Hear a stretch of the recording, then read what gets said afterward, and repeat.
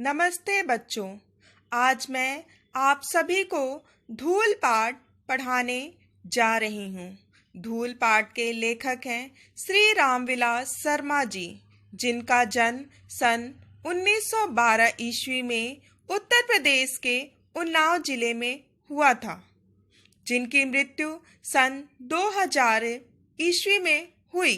रामविलास शर्मा जी हिंदी साहित्य के बहुत ही प्रसिद्ध लेखक रहे हैं, जिन्होंने कविताएं, कहानियां, नाटक, उपन्यास और आलोचनाएं लिखी हैं। रामविलास शर्मा जी का जीवन परिचय। रामविलास शर्मा का जन्म उत्तर प्रदेश के उन्नाव जिले में सन 1912 में हुआ।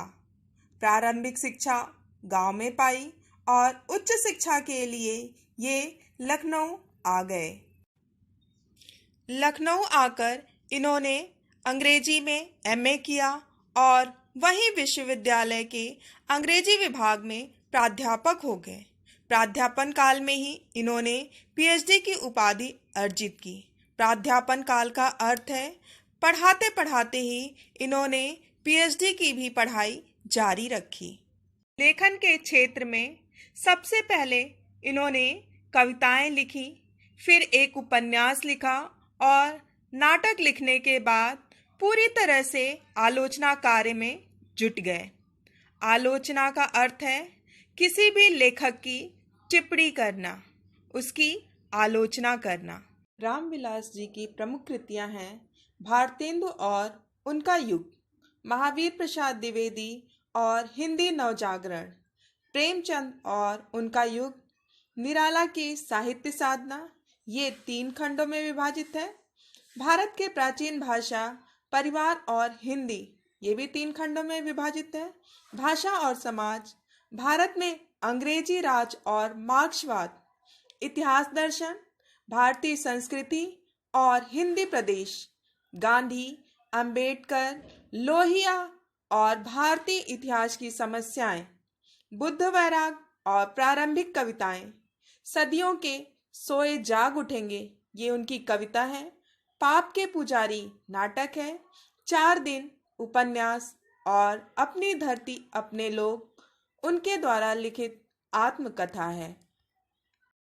धूल पाठ कविता की एक सुंदर पंक्ति से प्रारंभ होता है, जो किसी लेखक के द्वारा रचित कविता की एक सुंदर पंक्ति है, जिसके कारण धूलि भरे हीरे कहलाए। हीरा क्या होता है? बहुत ही कीमती वस्तु होता है, जो जिसकी चमक किसी को भी अपनी तरफ आकर्षित कर देती है और बहुत ही मूल्यवान होता है। इसी तरह से माता पिता के लिए अपना बच्चा भी बहुत ही मूल्यवान होता है। धूल से सना हुआ, धूली भरे मतलब धूल से लिपटा हुआ बच्चा अपने माता पिता को बहुत ही आकर्षित करता है। हीरे के प्रेमी तो शायद उसे साफ सुथरा खरादा हुआ का अर्थ है सुडौल और चिकना बनाया हुआ। सुडौल मतलब मजबूत बनाया हुआ, आंखों में चकाचौंध पैदा करता हुआ देखना पसंद करेंगे। चकाचौंध का अर्थ है अपनी तरफ आकर्षित करना। उसे देखते हीरा किसी को भी अपनी तरफ से आकर्षित कर लेता है। परंतु हीरे से भी कीमती जिस नयन तारा का अर्थ होता है, यह एक मुहावरा है जिसका अर्थ होता है बहुत ही प्रिय, आंखों का तारा, जिसका अर्थ है आंखों का तारा।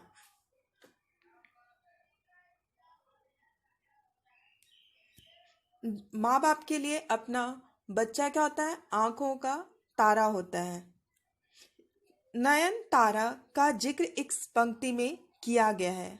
वह धूली भरा ही अच्छा लगता है। धूली भरा का अर्थ है धूल से भरा हुआ, अच्छा लगता है। जिसका बचपन गांव के गलियारे का अर्थ क्या होता है? गलियारा मतलब गली गली में जो लोग भी अपना जीवन गांव में बिताए हुए हैं, वह इस धूल के बिना किसी शिशु मतलब होता है बच्चा, कल्पना मतलब इमेजिन भी नहीं कर सकते, क्योंकि बच्चा क्या होता है कि मिट्टी में खेलता है और वहीं पर बड़ा होता है।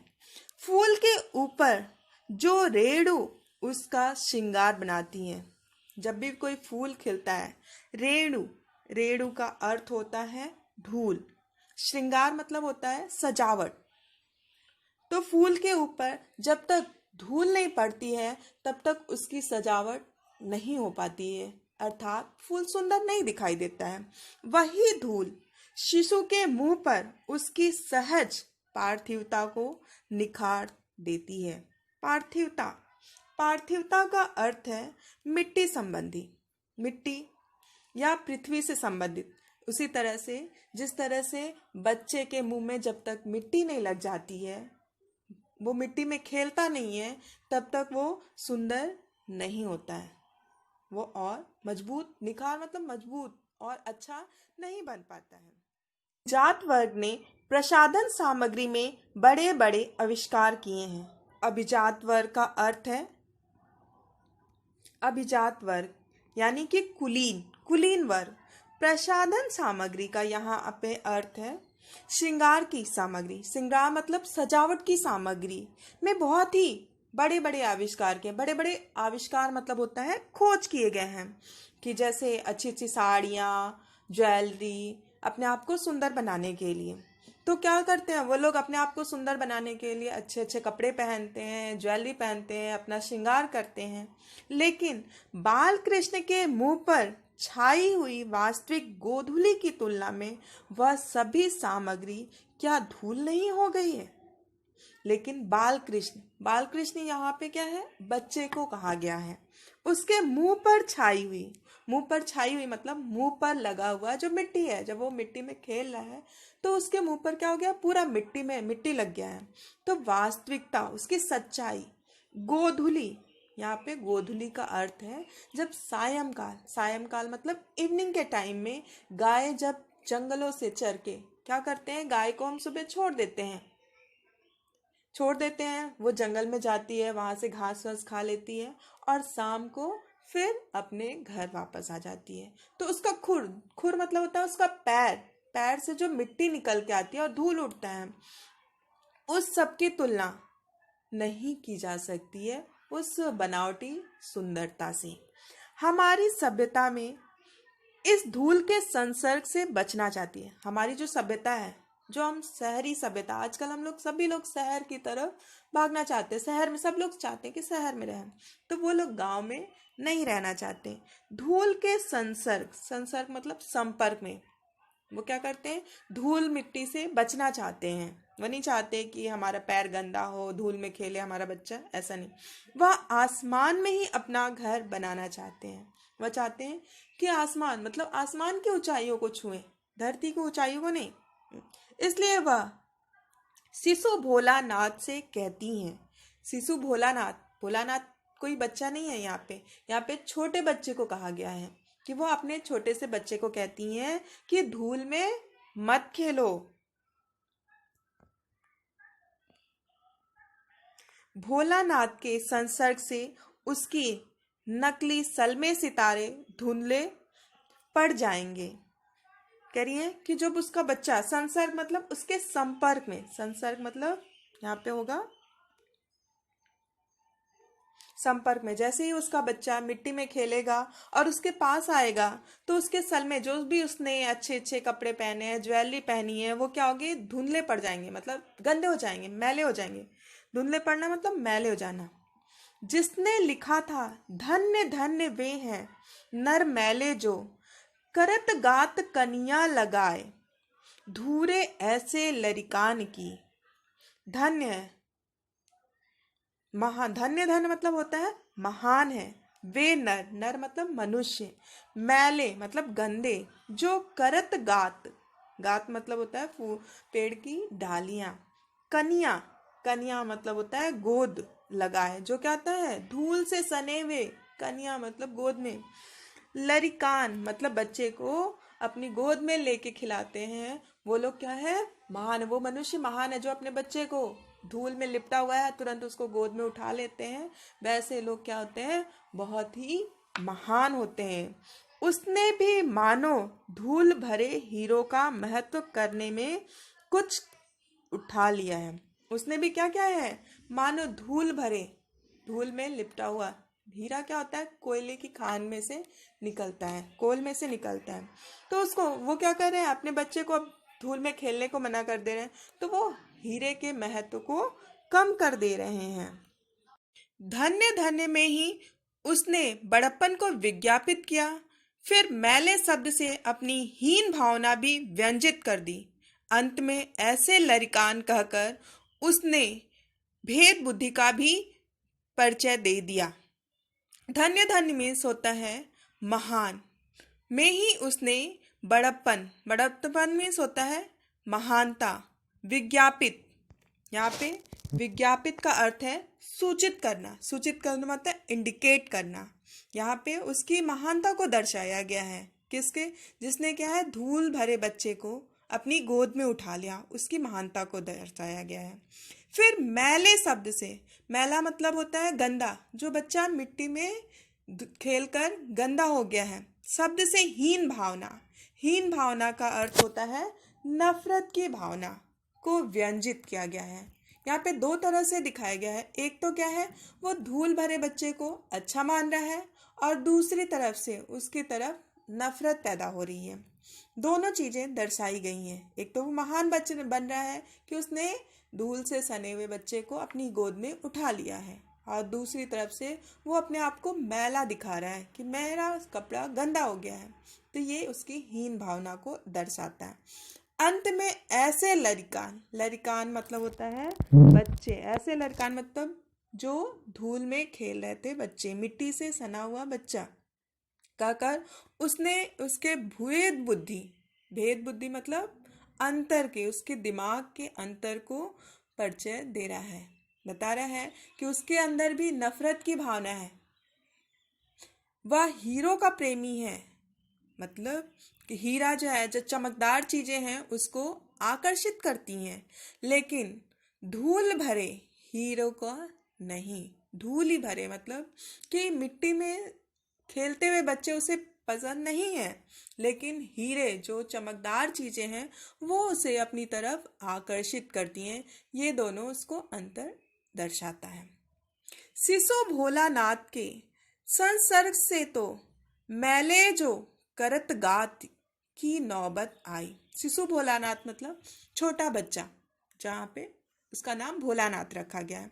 संसर्ग, संसर्ग का अर्थ है संपर्क में, उसके संपर्क में आते ही मैले जो, मैला मतलब गंदा, करत मतलब करता है, गात का अर्थ होता है शरीर।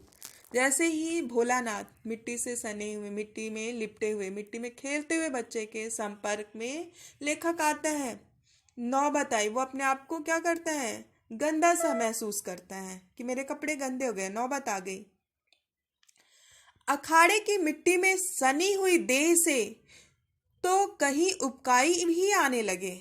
लेकिन जो मिट्टी से नफरत करता है, मिट्टी चाहता है कि कोई ना खेलो उसमें, मेरा बच्चा उस मिट्टी में ना जाए, तो अखाड़ा, अखाड़ा जहाँ पे मल्ल युद्ध किया जाता है, जहाँ देखा होगा आप लोगों ने कि बहुत सारे लोग मिट्टी में पहलवानी करते हैं, उसको बोलते हैं, अब पहलवान जो अपना युद्ध लड़ते हैं उसको बोलते हैं अखाड़ा। तो मिट्टी से सनी, वो क्या होता है, पूरा शरीर उनका मिट्टी में लिपटा हुआ रहता है। देह मतलब शरीर। उबकाई, ऐसी मिट्टी को देखकर तो उनके उबकाई में उल्टी आने लगती है। जो बचपन में धूल से खेला है, जो बचपन से ही धूल मिट्टी में खेलता हुआ आया है, वह जवानी में अखाड़े की मिट्टी में सनने से कैसे वंचित रह सकता है। जिसका बचपन ही मिट्टी में बीता हुआ है, अब उसको क्या किया जा रहा है, अखाड़े में पहलवानी करने से उसको रोका जा रहा है, तो वो भला कैसे रुक सकता है। जो भी चीज आपको बहुत ही प्रिय है, बाद में वो ना दी जाए तो आपको कैसा प्रतीत होगा, बिल्कुल भी अच्छा नहीं लगेगा। ऐसे ही उसको भी अच्छा नहीं लग रहा, जवानी मतलब बड़े हो जाने पे रहता है तो उसका दुर्भाग्य है और क्या। अगर उसको उस मिट्टी, अखाड़े की मिट्टी से अगर दूर रखा जा रहा है पहलवान को, तो ये क्या है, दुर्लभ है। बहुत ही मुश्किल। दुर्लभ का क्या? दुर्लभ मतलब होता है बहुत ही मुश्किल है, यह उसका दुर्भाग्य है, रहता है उसका दुर्भाग्य। ये उसका दुर्भाग्य है कि उसको वो चीज बहुत मुश्किल से नहीं मिल पा रही है। यह साधारण धूल नहीं है। जो अखाड़े की मिट्टी है कोई साधारण मिट्टी नहीं है, वरन तेल और मट्ठे से, मट्ठा क्या होता है? छाछ। छाछ मतलब बटर मिल्क से सिझाई गई है। सिझाई मतलब उसमें पकाया गया है। पहलवान क्या करता है, उसी में उस पे देखते होंगे कि अपने शरीर पे पूरा तेल लगाता है। और पहलवान लोग क्या होता है, दूध दही इन सब का ज्यादा से ज्यादा प्रयोग करते हैं। तो वो उसी में खेलता है, उसी में उसका परिश्रम, मेहनत, उसका पसीना, ये सब चीजें उस मिट्टी में, अखाड़े की मिट्टी में मिली हुई होती हैं। उस मिट्टी को बहुत ही पवित्र माना जाता है, जिसे देवता पर चढ़ाया जाता है। इतना पवित्र होता है कि अखाड़े की मिट्टी को देवता लोग पर भी चढ़ाया जाता है। संसार में ऐसा सुख दुर्लभ है। दुर्लभ मतलब बहुत ही मुश्किल से मिलता है। ऐसा सुख किसी को भी प्राप्त नहीं होता है कि जो अखाड़े की मिट्टी में खेल सके। पसीने से तरबतर, तर बदन पर मिट्टी ऐसे फिसलती है। क्या होता है कि पहलवान जो होता है अखाड़े में खेलता है, जो बच्चा अखाड़े में खेलकर बड़ा हुआ होता है, और उसके शरीर से तर बतर, यहाँ पे तर मतलब पूरी तरह से, बदन मतलब शरीर, पूरा शरीर उसका पसीने से भीगा हुआ है, और उस पे मिट्टी क्या होती है, एकदम फिसलने लगती है। ऐसे फिसलती है जैसे आदमी कुआं खोदकर निकला हुआ है। जब कोई आदमी क्या करता है, कोई कुआं बनाता है, मिट्टी खोदता है, तो बहुत ही मेहनत लगती है, बहुत ही परिश्रम करना पड़ता है उसको, अब पूरा पसीने से भीग जाता है। ऐसे ही क्या होता है कि पहलवान भी जब पहलवानी करता है, मिट्टी में खेलता है, तो पूरा पसीने से भीग जाता है। ऐसा प्रतीत होता है कि वो कुएं से मिट्टी खोदकर निकला कुआं। उसकी मांसपेशियां फूल उठती हैं। मांसपेशियां मतलब उसकी पूरी नसें, वेव्स भी क्या होती है, पूरी तरह से फूल उठती हैं। आराम से वह हरा होता है। हरा मीन्स क्या होता है, यहाँ पे हरा का अर्थ है प्रसन्न होता है। और जब पूरा पसीने से भीग जाता है तो बहुत ज्यादा ही वह प्रसन्न होता है। अखाड़े में निर्द्वंद, निर्द्वंद का यहाँ अर्थ है, ध्यान दीजिए, जिसका कोई विरोधी ना हो, जिससे वो किसी से वो लड़ा नहीं है, लेकिन पसीने से एकदम तरबतर हो गया है उसी में खेल खेल के, तो एकदम बहुत ही प्रसन्न होकर मिट्टी में लेट गया है। चारों खाने चित लेटकर, चारों खाने चित लेटना मतलब ये भी एक मुहावरा है जिसका अर्थ है हरा देना। अपने दुश्मन को, जो उसका प्रतिद्वंदी है, सामने से लड़ रहा है, उसको हरा कर वो आराम से लेटा हुआ है, जैसे उसने अपने को विजयी, विश्व विजयी, मतलब मैं जीत गया हूँ, पूरी दुनिया पर जीत गया हूँ, ऐसे वह लेट जाता है। मिट्टी उसके शरीर को बनाती है, क्योंकि शरीर भी तो मिट्टी का ही बना हुआ है। अखाड़े में खेल खेल कर पहलवान जो होता है उसका शरीर क्या होता है, मिट्टी से ही और मजबूत होता है। जितना ही उसके शरीर पर मिट्टी लगता है उसका शरीर मजबूत होता है। क्यों? क्योंकि जो मनुष्य का शरीर होता है, जो हमारा शरीर है, वो मिट्टी से मिलकर बना हुआ है। हमारा शरीर 5 तत्वों से, उसमें से एक तत्व जो है मिट्टी भी है, उससे मिलकर बना हुआ है। तो इसी तरह से पहलवान के शरीर पर जब मिट्टी लगती, जितनी मिट्टी लगती है उसका शरीर उतना ही मजबूत होता है।